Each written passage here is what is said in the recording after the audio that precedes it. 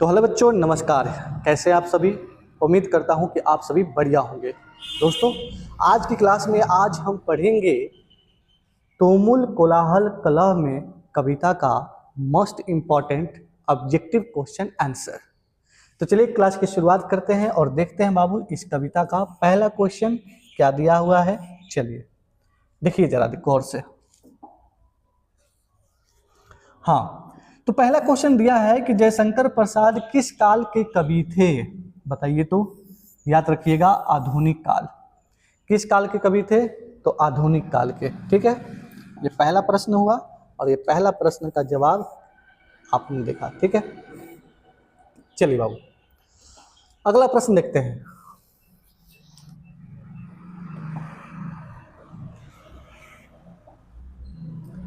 अगला प्रश्न है कि निम्नलिखित में कौन सी रचना प्रसाद की नहीं है? मतलब जयशंकर प्रसाद जी की।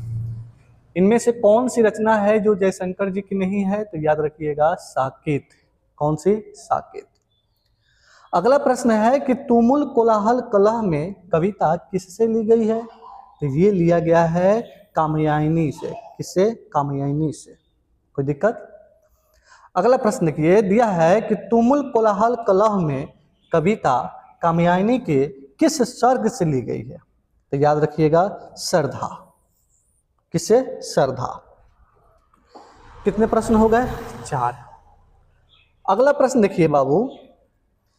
अगला प्रश्न है कि जयशंकर प्रसाद की रचना कौन सी है? तो याद रखिएगा, ध्रुव स्वामिनी।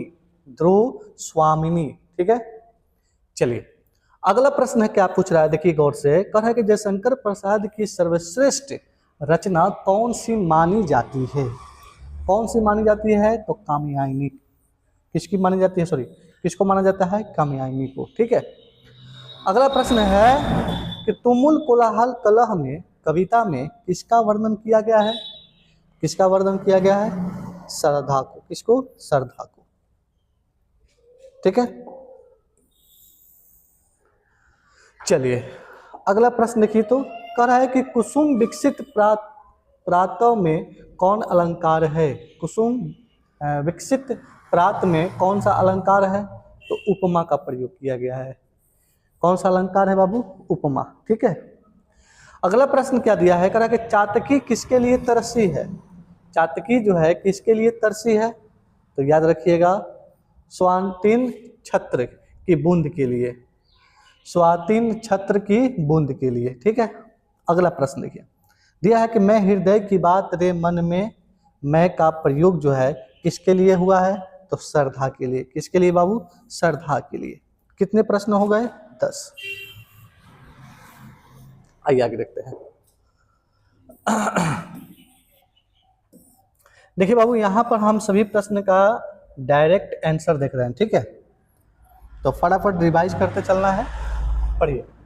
11 नंबर प्रश्न है कि जयशंकर प्रसाद का जन्म किस वर्ष हुआ था? तो याद रखिएगा, 1889। ठीक है, अगला प्रश्न है कि जयशंकर प्रसाद का जन्म कहाँ हुआ था? तो इलाहाबाद में। कहाँ हुआ था बाबू? इलाहाबाद में। 13 नंबर प्रश्न है कि जयशंकर प्रसाद के पिता का नाम क्या था? तो देवी प्रसाद। क्या नाम था? देवी प्रसाद। ठीक है, चलिए अगला प्रश्न देखिए क्या दिया है। अगला प्रश्न दिया है कि जयशंकर प्रसाद के पितामह का नाम क्या था? 14 नंबर प्रश्न है कि जयशंकर प्रसाद के पितामह का नाम क्या था? तो याद रखिएगा, शिवरत्न साहू। क्या नाम था? शिवरत्न साहू। 15 नंबर है कि जयशंकर प्रसाद का निधन कब हुआ था? तो 15 नवंबर 1937 ईस्वी को। कब हुआ था बाबू? 15 नवंबर 1937। 16 नंबर देखिए, जयशंकर प्रसाद ब्रजभाषा में किस नाम से लिखते थे? जयशंकर प्रसाद ब्रजभाषा में किस नाम से लिखते थे? तो याद रखिएगा, कलाधर। किस नाम से लिखते थे बाबू? कलाधर। चलिए लगभग हो गया। कितने प्रश्न? 16। 17 नंबर देखिए, कह रहा है कि इंदु का प्रकाशन किससे किया? किसने किया? इंदु का प्रकाशन किसने किया था? तो अंबिका प्रसाद ने। किसने? अंबिका प्रसाद। 18 नंबर प्रश्न है कि जयशंकर प्रसाद के ज्येष्ठ जयशंकर प्रसाद के ज्येष्ठ भ्राता का नाम क्या था?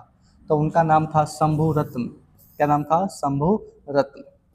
19 नंबर देखिए, अंबिका प्रसाद जयशंकर प्रसाद के कौन थे? तो ये थे इनके भांजा। क्या कौन थे बाबू? भांजा। 20 नंबर है कि जयशंकर प्रसाद किस वाद के कवि थे? तो छायावाद के। जयशंकर प्रसाद किस वाद के कवि थे? तो छायावाद के। ठीक है, चलिए आइए देखते हैं अब 21 नंबर प्रश्न। कह रहा है कि कंकाल के लेखक का नाम बताइए। तो कंकाल के लेखक का नाम कौन है? जयशंकर प्रसाद। 22 नंबर क्या दिया है? कह रहा है कि शेर सिंह का शास्त्र समर्पण आख्यानक काव्य किसकी रचना है? तो याद रखिएगा जयशंकर प्रसाद की। 23 नंबर प्रश्न है कि प्रसाद का महाकाव्य कौन सा है? तो भाई कामायनी। ठीक है, चलिए 24 नंबर कह रहा है कि सजल जलजात का क्या तात्पर्य है? सजल जलजात का क्या तात्पर्य है? तो याद रखिए रसपूर्ण कमल। क्या? रसपूर्ण कमल। उर्वशी चंपू काव्य के कवि का नाम क्या है? तो जयशंकर प्रसाद। ठीक है, 26 नंबर प्रश्न है कि प्रसाद जी किस उम्र में प्रीतिहीन हो गए थे? तो 12 वर्ष की उम्र में। कब? 12 वर्ष के उम्र में। चलिए 27 नंबर कह रहा है कि जयशंकर प्रसाद के पितामह किस नाम से प्रसिद्ध थे? तो भाई सुधनी साहू। किस नाम से प्रसिद्ध थे? सुधनी साहू।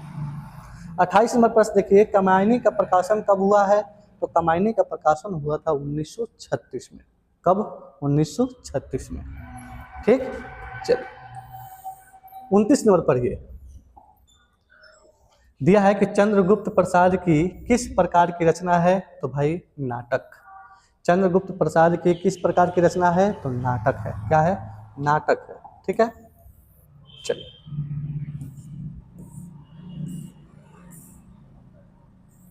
हाँ, तो इस चैप्टर से लगभग कितने प्रश्न हो गए बताइए जरा। कितने प्रश्न हम लोग देखा?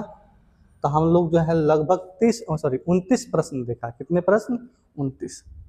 ठीक है, तो फटाफट हमने इस क्लास में सारे ऑब्जेक्टिव को एक नज़र देखा। ठीक है, आई होप चीज़ें समझ में आ गई होगी। नहीं समझ में आई होगी तो एक बार जरूर देख लीजिएगा इस वीडियो को। ठीक है, मिलते हैं नेक्स्ट वीडियो में, तब तक के लिए जय हिंद।